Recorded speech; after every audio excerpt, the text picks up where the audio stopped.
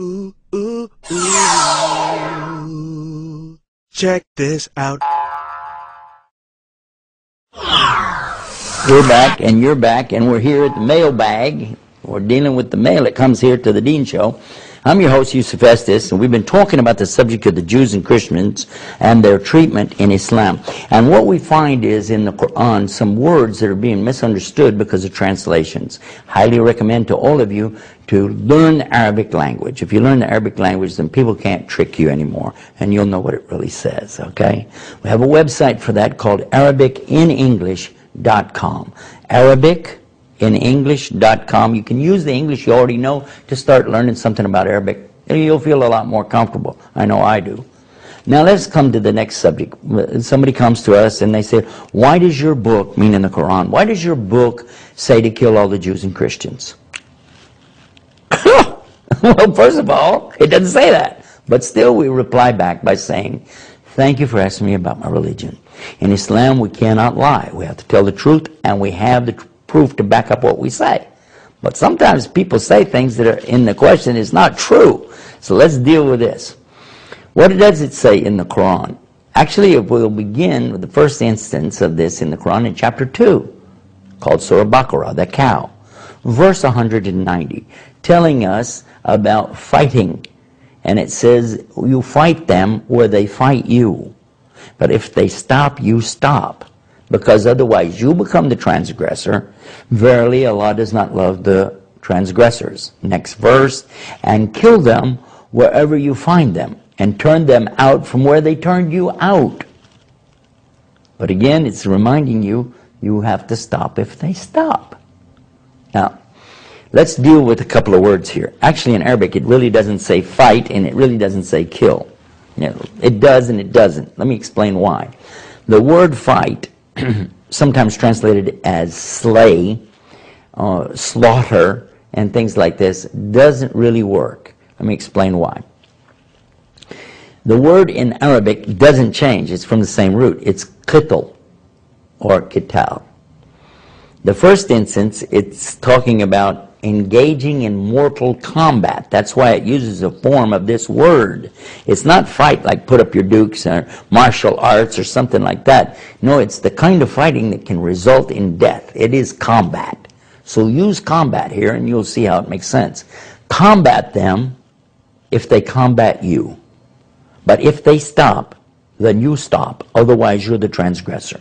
Move to the next verse. Kill them in combat if they're killing you in combat. But again, if they stop, you have to stop. And it says to turn them out from where they turned you out. Now this is another key, because nowhere in here so far have we heard anything about Jews and Christians, because it wasn't talking about Jews and Christians. It was saying turn them out from where they turned you out. It was particularly talking about one instance that took place in the early days when the Muslims were literally thrown out of their own homes, off of their own land, away from their own property. Their property and all of the contents was seized by these people, the pagan idolaters of Mecca, their own relatives. And their women were abused, raped, and they were killed and slaughtered, turned out into the desert, and left for over 2 years to die.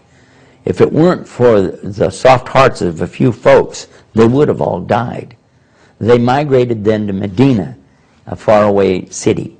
And in that place, they were able to become stronger. There were more people that came into Islam, and they wanted to perform what is called pilgrimage or Hajj to Mecca. They went, but they were turned away and said, you can't come and do your religious rituals here. Even though everybody else in the whole world could come there, all kinds of religions could come and do it, but they wouldn't let these Muslims from Medina do that. They made an agreement with them, and the agreement was very much slanted in favor of the Meccans. And yet the Meccans, even then, broke their agreement later.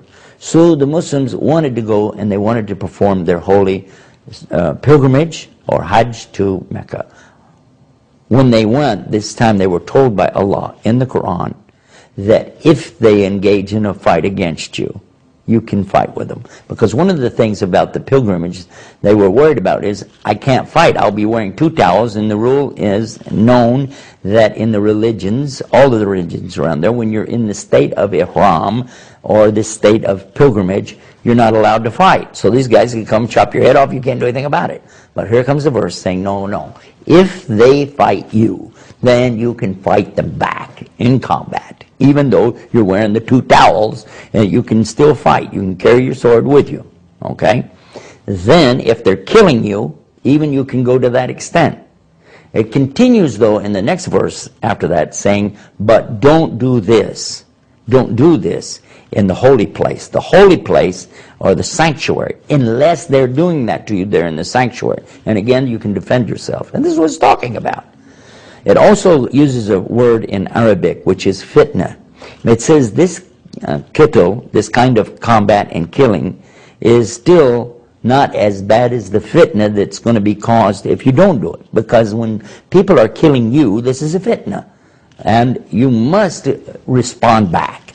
So anytime there's acts of aggression or terrorism against you and the Muslims in general, then you've been ordered now to go and fight back and stop it as much as you can, and then if they stop, you have to stop. I hope this clarified some of the questions you might have on this subject, and if you have more about this, I want you to visit our internet website to get clarification. Go to the IslamNewsroom.com and type in this word, harsh, in the box, and they'll give you the harsh questions. You get a list of them. Or in this case, what you want to type in is combat to get this particular story. Until next time, this is Yusuf Estes saying peace. Peace be upon you. Wassalamu alaikum.